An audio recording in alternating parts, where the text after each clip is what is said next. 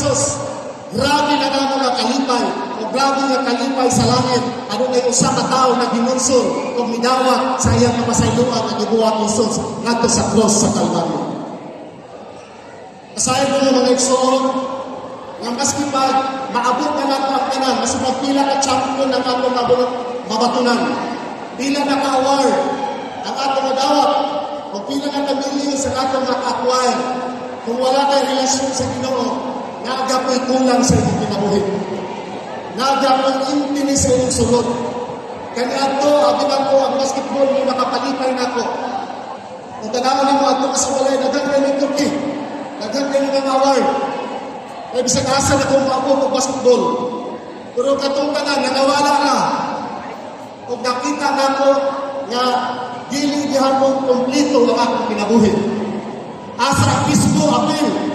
Asa itong mga bailihan mga sa una, apil. Isang asa nga kalipay, apil. Asa ang pista pa nito. Asa ang mga rambol pa nito. Pero na, di paghuman sa mga event o activity, nagamoy kulang sa ating kasing-kasing. O dito na ko napatunan na wala na ito relasyon sa Ginoo.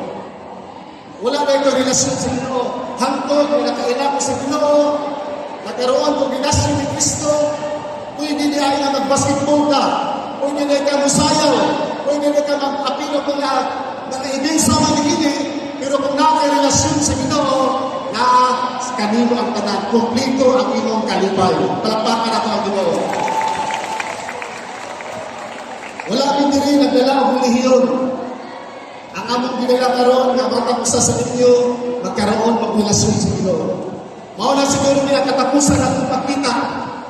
Humana ang atong semi-finals. Humana ang atong finals. Pero karon gabi, this night is a memorable night for you. Because Jesus is coming soon.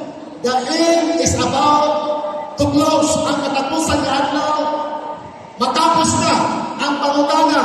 Are you ready to meet the Lord? Andam na ba ka matubang sa Ginoo? Kung mabalik ang Ginoo niyang alas 12, andam na ba ka? Kung kawan na sa Ginoo, human sa inyong pagsayaw ngayon, andam na ba ka matubang sa Ginoo? Ayaw din ba pagkinang ko? Bago pa lang may nagalimuto, nagtsatsa ako ang amigo ng pastor. Duha sila kabuot, nabangga sa sakyanan, bala o asawa, patay. Atong niyagi, tanan ako sa Facebook, patay na po. Akong kasin sa akong asawa, dito sa Adbang, sa Robinson. Nadaslagan nila ka ng dakungat, siminto niya, iyang magulang, iyang manguhot, patay. Karon, kaya namatay naman sila, asa man sila paingon. Dili sila mo paingon sa basketball court. Dili sila mo paingon dito sa mga contest. Matubang na sila sa Ginoo. Ayaw ba hinandog sa inyong ugma, na wala kang salbay na sa ugma. Dapat karon andam na ka, matubang sa Ginoo. Dili ka agay mahandog, kay si Jesucristo namatay sa cross. Aron ikaw din na maadto sa impierno, aron ikaw makaadto sa kinabuhing walay katapusan diha kay Jesucristo. Napa mo diha? Matapos muli ang atong event karong gabi una. Kapag ining relasyon sa Ginoo, mao may dili mawalan sa imo sa walay katapusan. Ang pangutanan nako karon, andam na ba ka mudawat sa premyo? Murag gamay na lang. Gamay na lang ang mudawat, gusto mong dawat sa premyo. Kasayo na mo na si Jesus, siya may pinakadako nga premyo sa atong kinabuhi. Siya ay pinakadako nga reward sa atong kinabuhi. Dili na ka makadaot karong gabi, pero kung makadawat na kang Jesus, ikaw may tinuod na madaogon. Ako nang ibang ko ang yawa karong gabi una. Ang impyerno ako nang isiranan, kay gusto na akong kitang tanan, makaadto sa langit, sa matang karon ng ugma, kitang tinang sigurado, makikamuban sa Ginoo, sa walay katapusan. Apa mo diha? Andang na ba makasay sa champion? Ang Ginoo nga winner. Katong naay relasyon ng Ginoo Jesucristo. Ang Ginoo nga loser. Katong wala relasyon sa Ginoo. Unawin o Diyos, pagkaka sa Ginoo, kanunay ka madaogon. Apa mo diha? Kada usa sa ato dapat ipangita katagbawan sa atong sulod. Gusto nato mag-inaagi sa kwarta, inaagi sa mga posisyon, inaagi sa mga bahagi, nagtuuta na matagbaw atong kasing-kasing. Sultihan na mga igsoon, matrabi lang ninyo dito kalimutan. Makatulog na mo sa pinagagawa mo hotel. Makadawat na pila pa ka millions. Kanang-kanang, kung wala kay relasyon sa Ginoo, wala ang hapon ay pulos. Intindihan si Miminer, kung natagbaw ba siya, wala.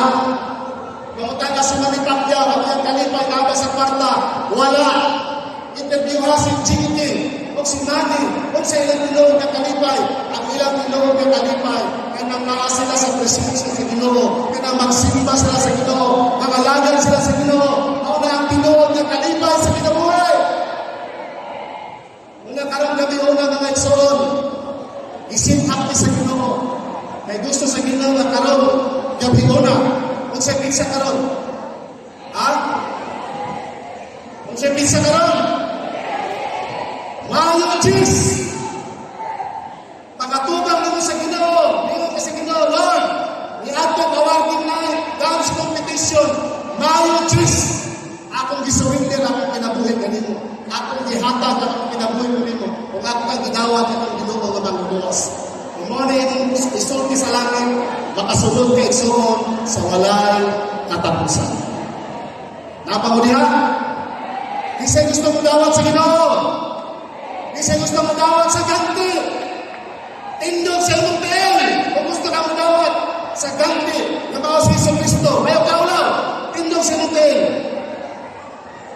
Isang kung tindog sa imong kamot, tindog sa imong tiil. Kisa'y to gusto mo dawat ang Cristo. Palapakan na to ang gusto mo dawat ang Cristo. Ayaw sa magintod, ayaw sa magintod. Kaya di ko gusto ko at kanili mo kadawat o premyo. Tanan na mitindog. In a count of 3. Ayaw mo kaulaw. Hindi mo sa tubangan. Nakaihatag sa inyo. 1, 2, 3. Come on.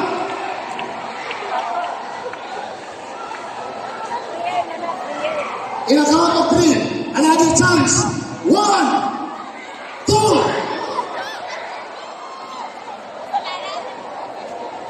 Dili kadawat ang dili mo medyo isap altar. Dili kadawat. Dili kadawat.